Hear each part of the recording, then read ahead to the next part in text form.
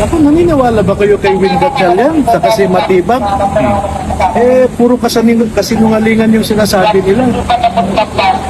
Ang tagal nang bina-background check kami ng intelligence community, including cyber technical intelligence groups ng AFP, PNP, NBI, and even the intelligence group of the Presidential Security Command.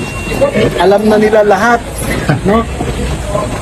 So yung posibleng Pati yung bahay ng girlfriend ng mga kasama ko. Pero lang yon. pero sir, ano yun? What do you call the accusation? It's funny. It's funny. Not true.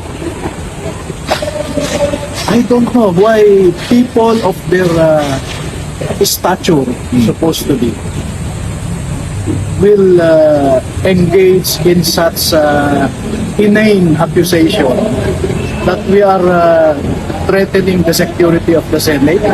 How? Pagpasok mo pa lang sa Senado, kakapkapan ka na, wala ka namang maski kutsilyo, hindi ka nga makapasok kung meron kang kutsilyo. Tapos ang osaa doon, may mga baril na nakasukbit. So paano?